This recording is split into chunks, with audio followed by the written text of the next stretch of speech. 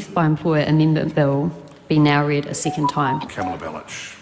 Thank you, Mr Speaker. It is a real pleasure to have the opportunity to speak on this very important bill in this House tonight. Mr Speaker, this bill is a simple bill. It's a bill that addresses a problem currently in our society where those who are most vulnerable are often subject to crimes of theft. But unfortunately, the perpetrators of those crimes go unpunished. As the first mover of this bill, Ibrahim Omar, said, this is a tough-on-crime bill. This provides greater sanctions than those that are currently in our Crimes Act, and it creates new offences to hold employers who owe wages and intentionally do not pay them to their employee to account. Now, Mr Speaker, most employers in New Zealand are good employers and would never intentionally do anything wrong with payroll or intentionally steal from their employees. Of course, this is a small minority of employers that we are talking about here. But regretfully, there are some employers who do intentionally steal from their employees and currently are not being held to account in New Zealand. This includes actions to unlawfully withhold wages, salaries and other monetary entitlements. We all know that this is wrong, but in an unusual quirk of history, this is one area in society where we know this type of theft regularly occurs, but there are no criminal sanctions. I want to acknowledge my colleague Ibrahim Omar, who first brought this bill to the House, actually over 1 year ago in the last Parliament. His first reading, Mr Speaker, his first reading speech was very compelling. And the reasons it was so compelling was because the nucleus of this bill and the reason he decided to bring it to the House was because of his own experience. And I want to just briefly touch on some of his experiences because he is not here in the House to be able to do so himself. When he introduced this bill, he talked about how it arose from his own experience. He said, I came here as a refugee and I was told New Zealand was a paradise, compared with the country from which I originated, a place where the rule of law would apply to everyone and where it's there to protect the most vulnerable. He then went on to tell a story about when he had worked in New Zealand. He'd gone to work in a farm in the Wairarapa and he'd been bussed out there from the hut, and unfortunately at the end of doing 1 week's work he was told by his employer that his work wasn't good enough and that he wouldn't be paid, and in fact it should be him who paid the employer for all the travel costs to get him out there.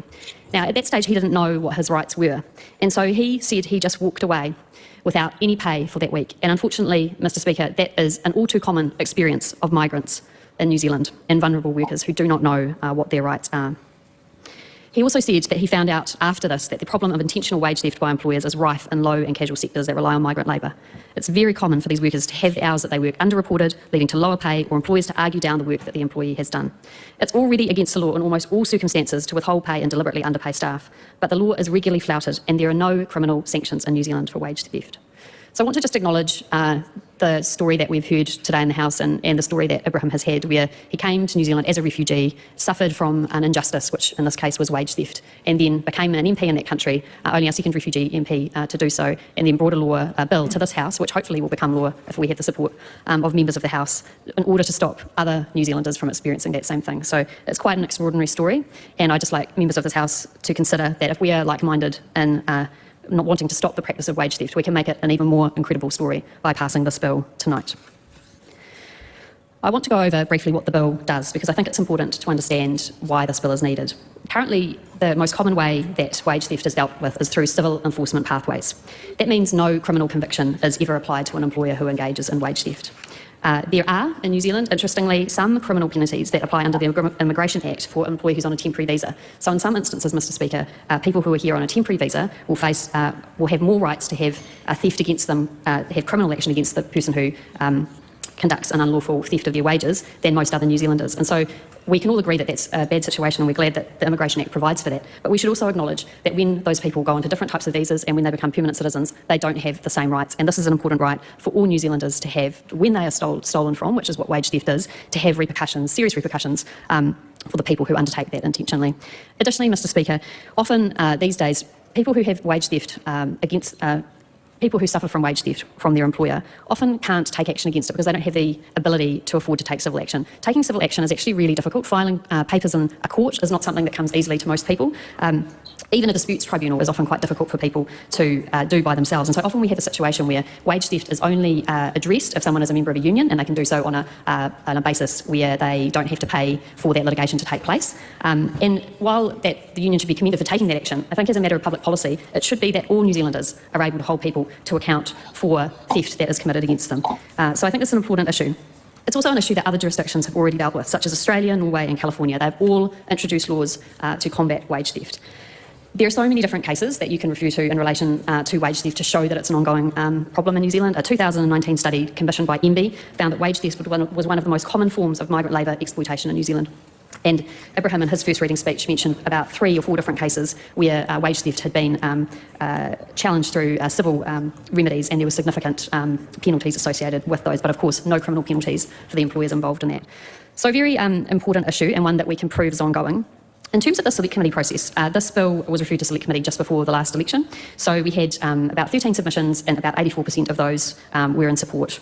And there were some changes that we made at select committee as well. So one of the main changes that we made was making sure there was consistency between this piece of law and also the Employment Relations Act. And also we did look at a few other things to do with penalties, and you'll see in the select committee report that there's a recommendation that if the House takes this further, maybe we could look at a stepped penalty regime, which is consistent with what's in the Crimes Act. So a stepped penalty regime is a regime where if you were to steal a lower amount of money, then you would have a much lower term of imprisonment or fine that would relate to that, and if it was a higher amount of money, it would step up higher. So that's currently what's in the Crimes Act, Mr. Speaker, in relation to the general crime of theft.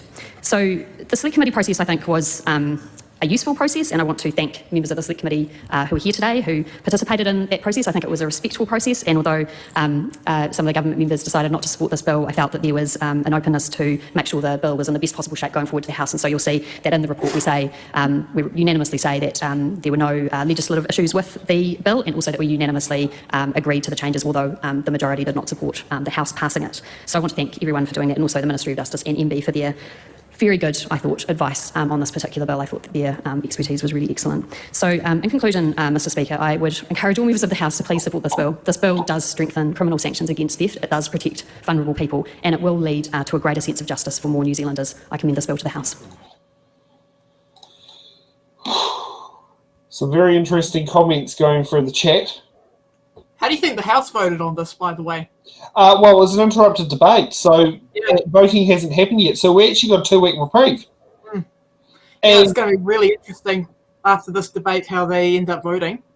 Well, I think we can start from tomorrow, potentially, and maybe we've got to teach people how to use mail merge, but we could get it where we could send a personalised email to every single MP to go, hi there, we would like this bill to be passed. I think it's lucrative, and just go through the whole process. You know, put in my situation, I run a business and sit there and do this. I do things by the book. These people don't. You know, they can't be criminally prosecuted or something like that. Basically, sum it all up. I mean, there's one of the speeches in there.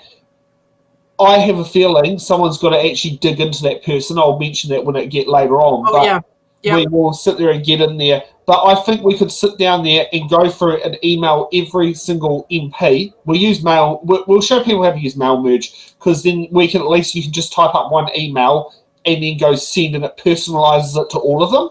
So you sit there, send it off to all the MPs, and basically, hopefully we can sway them to change, at least change their mind and actually push it past put it into committee of the House and hopefully third reading, which means we can try and make the bill become a law. So when you steal money from your employee's till, it is the same punishment as stealing from an employer's till. Yeah, I mean, it's very revealing in this debate who's against this bill and for what reasons. Keep in mind that this amendment bill received support from 84% of submitters to the Select Committee. Yeah. And I know the paper that she was referring to.